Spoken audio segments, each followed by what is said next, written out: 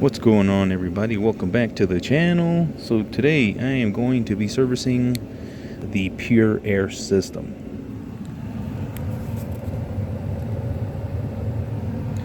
And you can see that right there. So I'm gonna make that video. Today's not gonna be about servicing the furnace itself, just the Pure Air.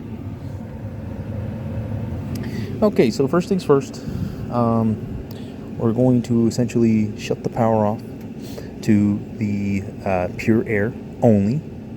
You don't necessarily have to do the furnace, but you can if you just want to be safe about it. There's nothing wrong with that. So we'll go ahead and unplug it. Okay, unplug it. And they do have these kits that you purchase, and it's got everything you need in it. So we'll go ahead and just take this cover off.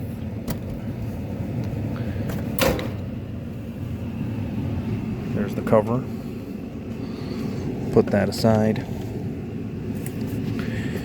And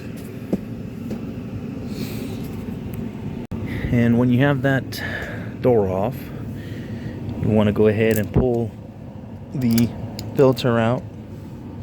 Remember, these are directional, and it has the airflow going into the furnace. That's how you want to put the new one in, obviously. And the old ones, you don't necessarily have to be too careful with it, right, for obvious reasons. But on the new one, you do want to be careful with pretty much all the product, from the bulb, the cell, and the filter. So now with the power off, again, you saw me unplug it. It's obviously not plugged in. You want to go ahead and open this little hinged door, and you will have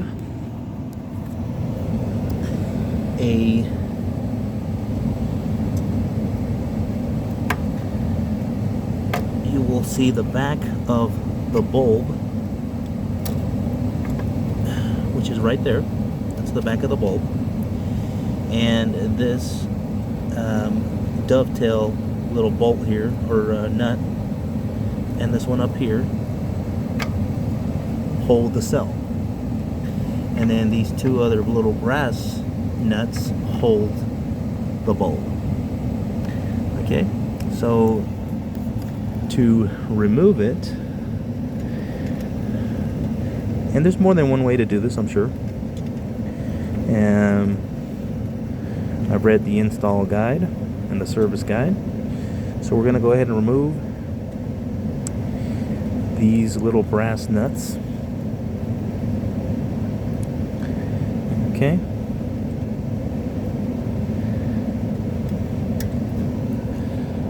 Put them aside. There is a little red button here that you want to push. It's a little hard, and that should release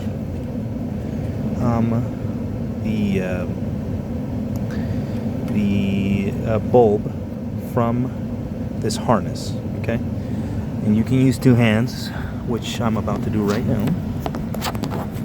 Nothing wrong with that.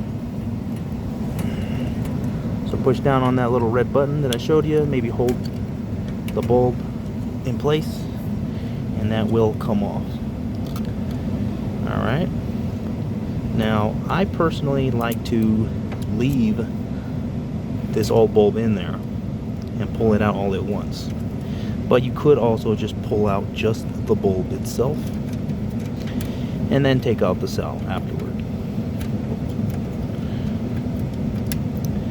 So for the cell, obviously we're doing these little dovetail nuts here, or what are they called, butterfly nuts, something like that, right? Okay, so then go ahead and pull the entire cell with the bulb out and everything. So there it is, it's coming out. You don't have to be too careful with this stuff, but there's also nothing that says you have to be, aggressive with it, right? Okay.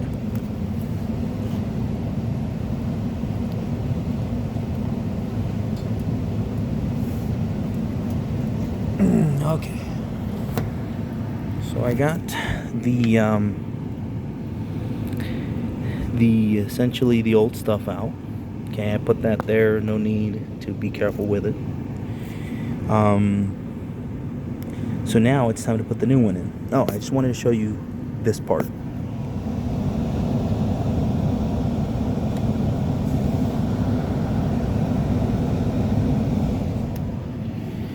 If you saw there at the end, there is a bracket that you need to have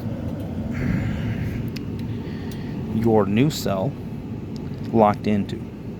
Okay, that's super important. You need to have that done. So just keep that in mind. Okay, so here is the order that I recommend doing this. You can potentially just put the filter in there if you wanted to and do this cartridge. Sorry, I said cell earlier. Every manufacturer has their own terminology apparently. So for Lennox, this is called the cartridge. And then, you have your lamp, which other people call a bulb, right? Anyways, I recommend doing it this way because with the filter out, you are able to look inside and guide yourself, right? Remember, because it's got to go into that bracket. So that's why I'm going to recommend this. So we'll go ahead and now we're going to put the bulb in here, slide it in here, and it does have to go also into that little, it's like a clamp, and it holds that bulb in place. It's a very gentle clamp, so I don't think it's going to smash it. It's meant to be very, very soft, just to hold that lamp in there. Okay, so I'll go ahead and put that bad boy on. I don't think I can do it with one hand, so I'm gonna have to do it off camera. Okay, so there I put the lamp down in there, mainly just grabbing it from here, right? You don't really want to put your finger or oils, from your body on. Make sure your hands are real dry, or if you want to wear gloves, it would be okay as well.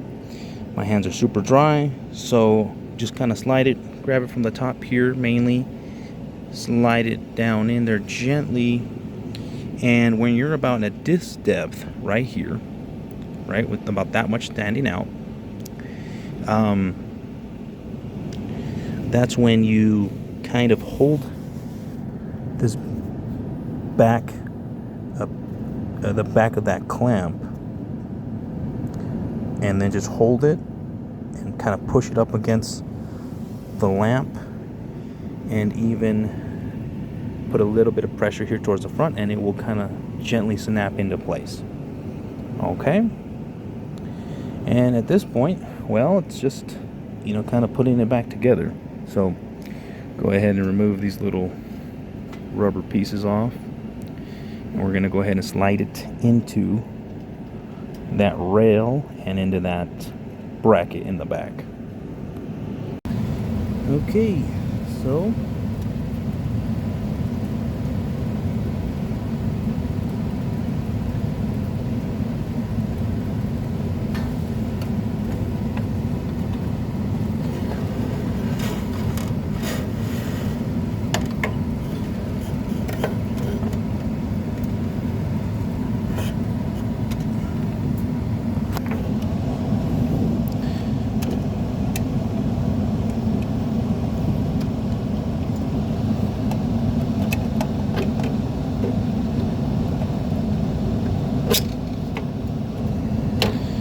okay, see, that's what I mean, that this was much easier to do with the filter out, right, as you could see there. And of course you just line it up here with your little bolts there, and now you just go ahead and put your little butterfly or dovetail nuts back on.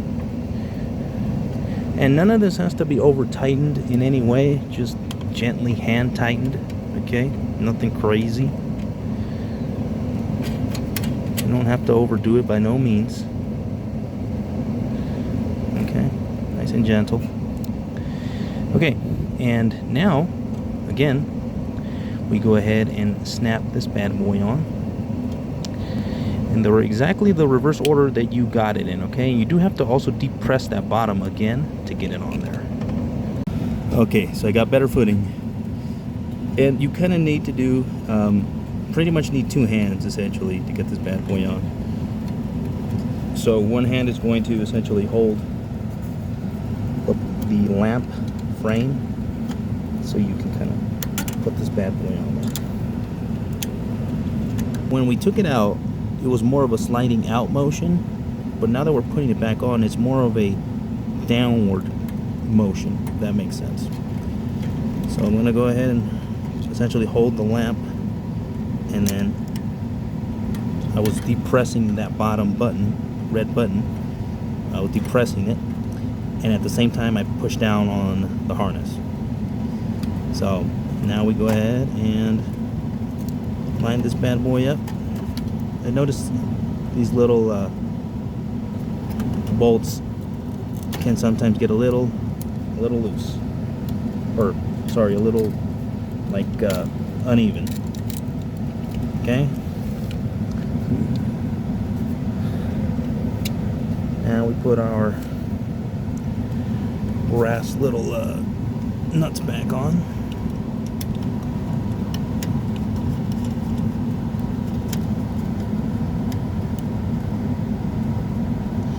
Okay.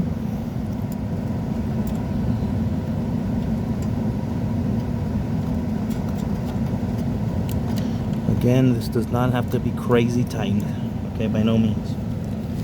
Okay, so now we are essentially done with that portion. And you can look in there, see that if you need to flatten out a little bit of stuff, you can, but that filter will kind of bring that in nice and tight, so don't worry about that too much. As long as it's in the bracket, which it is, you're good to go.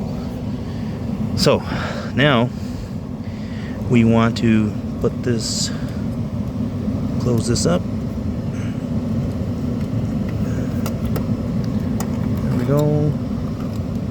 Kind of got to stuff that back in there. Move any wires out of the way. Make sure that it closes.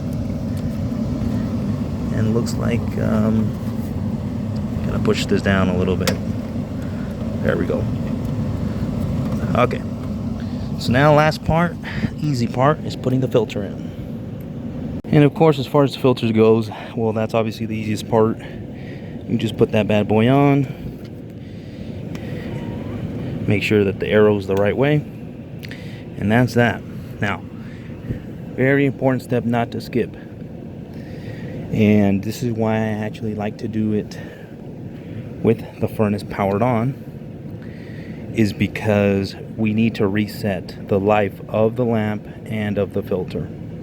And you do that, there's a disclaimer here to do that, and that is found right there, those two buttons. One is for the lamp, one is for the filter. And I'm going to shut the light off here so you can see. When I press 1 for about 3 seconds, it will start to blink, meaning you're good. You reset that one. Now we're going to do the top one. There it is, it started blinking. So they have both been officially done. And now we just put this bad boy on and plug it in. Alright. Mission accomplished.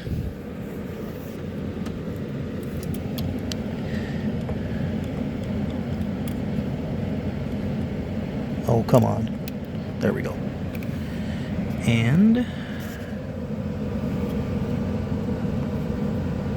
you see there that it is working. Alrighty, y'all. As always, thanks for watching. And time to clean up. We will see you on the next one. Peace out. Alrighty, guys and gals. So just a note to self. This homeowner had 2 of these Lennox iComfort systems with the big Lennox thermostat controller. And just something that I noticed is that when these manufactured provided thermostats that are dedicated, meaning you can't use anything else, if you don't hook them up to Wi-Fi, which is what this customer did not have them hooked up to Wi-Fi, they can get very sluggish. That's just something that you should know and you should tell the homeowner. Because when I did the first one, so he had two systems. I did one off camera, and I put the reset button, and then the controller, the thermostat, started to say recalibrating, right?